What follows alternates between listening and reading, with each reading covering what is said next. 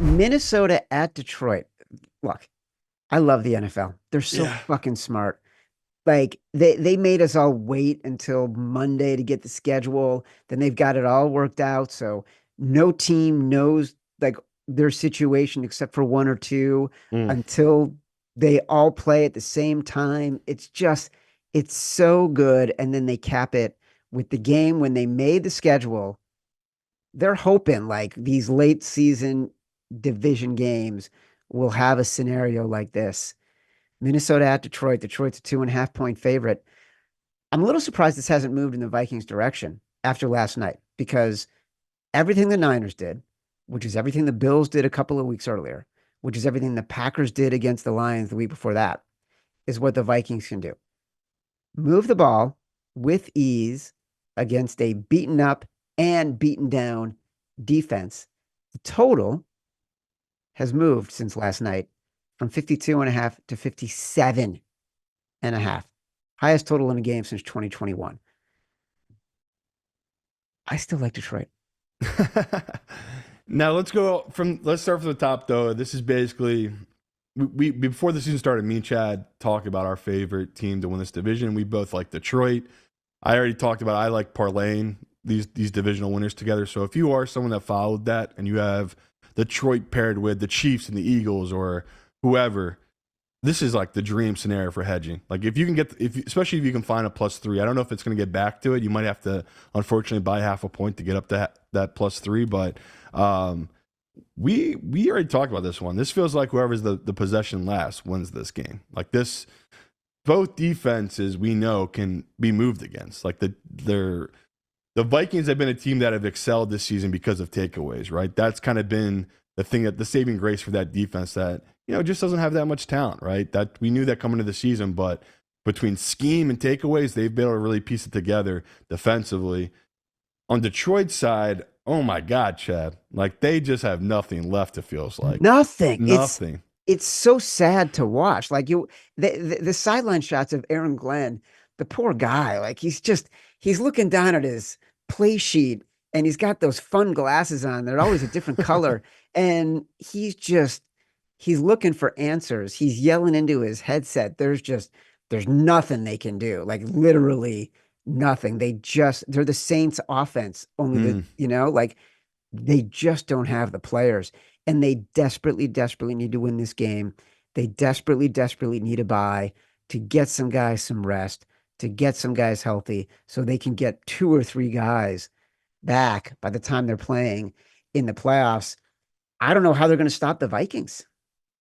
And I don't know who's betting Detroit, honestly. After watching that game, I said I wanted to be on Detroit when it was 2.5. I was like, that feels like the right number for them. But after watching that defense and seeing how their linebackers play, they have no speed. They have no speed in the middle of the field. That means you can attack the middle of the field at any time you want. And we know that's what O'Connell wants to do here. So, Yeah, this is when Sam Darnold has been brilliant throwing between the numbers this year. and it's interesting looking at the early money here in the Action app. It's basically all Detroit, which Yeah, is honestly surprising. yeah, The fact that this team is on a short week and they're already devastated. All those, like we talk about, all those injuries. You know, I think they were talking about on the broadcast last night. They had one of the earliest bye weeks in the whole season, so it's yes. like not a good matchup or a spot for this team. And you know, maybe it's the human all of it to me, but I want the Vikings to get this 1 seed at this point. Like as much as I love this Detroit team, and I've already said I'm on record about it. Like Detroit, the Bills heading to this Super Bowl run. If I had to pick a team outside the Eagles, these are the teams I want to win the Super Bowl. Like I love Detroit's fan base, Bills fan base, two best fan bases. No one has been through more hell than those two fan. I mean, I guess the Browns, but like they broke the curse last year, right? They had one playoff win in 50 years. They won two playoff games last year. It was all lined up for Detroit, and they just got screwed. Like they got screwed by the injury bug. And Man Campbell, he's going to be aggressive. He's going to keep doing his fourth down thing, and Ben Johnson is just in his bag, calling these great plays in these really unique situations. It's going to catch them. Like they of all the teams in the playoffs, they need the most amount of luck because of how bad their defense is, and they basically, if Goff has an off day, they're dead. That's the honest truth. Like he is so dependent on right now. Obviously, he's not an MVP discussion, but I mean, he should be. The way he's carried this team down the stretch with all their injuries they've had, it's just been remarkable. So painful to do right now, Chad. But I do love the Vikings, and I think it's very telling. The books are holding strong right now, 2.5. So I'm not in a rush to bet Vikings because I do think maybe we'll get back to a 3 with all this public love in Detroit. But man, it's in a normal year, a year where the books are right and laying good numbers, and people doubt the dog. Man, this would be one of my bigger bets. Like, I love this spot so much for Minnesota. I just think offensively, they're actually better to me, in my opinion. I think defensively, they still have the guys who are healthy enough to make game-changing plays, where Detroit, they just don't have the pieces defensively to make the game-changing plays. Like, I know they have right now, it was their safety that's leading the league in interceptions. I forget who it is. Kirby Joseph, yeah. Yeah, incredible season, but it's like, I don't know. There's ways they can get around that in the Vikings team. So, yeah, I can't believe it, but I do love this Vikings here plus 2.5. Well, you need miracles like Kirby Joseph last night with 2 picks against Brock Purdy. Yeah. Otherwise, they don't, I don't know if they win that game. It's funny. You mentioned we talked about that was one of our 5 picks, and in the middle of the game, and you said you thought it was a dead bet. We're 1-4. I had kind of forgotten. I had forgotten I bet the Lions -3. I forgot we had them -3 at half in the contest. What a life you live. Well, I was actually just looking ahead and trying to see, all right, has the number moved on the Vikings yet? Mm, Because I was surprised with how badly the Lions defense was playing, thinking about the number not moving, because I was looking to sort of play the Vikings before the number got out of control. And right. it hasn't budged. No.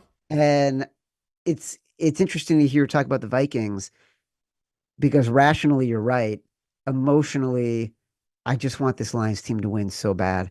Like even as a Bears fan, I love Dan Campbell. I love the story. I feel like with Ben Johnson, everyone knows he's gone.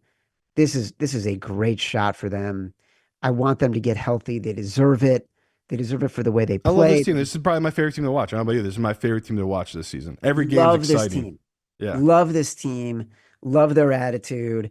I don't know if I can bet this game because I want them to win so badly. I don't Yeah, want throw to the bet Vikings in a teaser then. Get up to 8.5. That's a nice number. all right. I'm gonna do that. Like I can't, I just don't want to bet against There them. you go. You can throw Chargers in to win outright. Throw the Vikings in to cover 8.5. That's a nice teaser.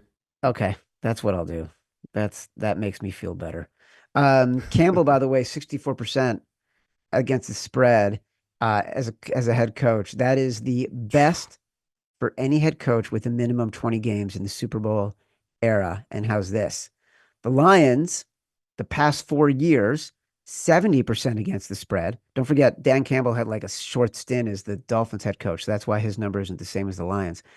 The best 3-year against the spread stretch since the 16-18 New England Patriots. And as of now, the best 4-year stretch for any team in the Super Bowl era. And correct me if I'm wrong, Evan, but I have this amazing memory of me and Chad basically were all in on this Detroit team. It might have been 2021. It was Man Campbell's first year. And they were 0 for 9 playing Minnesota. We had them in our money line round robin. I believe it was 4th down, last play of the game. Jared Goff throws that touchdown against the Vikings to get their first win of the season for Detroit. And it's kind of full circle moment. Like both these teams now 3 years later, 14-2, first time in history. We've had 2 teams at 14-2 playing for their division. And the loser will be, it's insane to think, you'll be 14-3 and be the 5th seed. It's just, I love this matchup so much. This is truly a historical game we're seeing here. All right. Well, my exact decision on Seattle at -3, since I mentioned it, because I move numbers and it's freakish how often it happens, is now up to 4. Sharp, what I do. sharp, sharp, Sharp. sharp. Shad Millman. Sharp.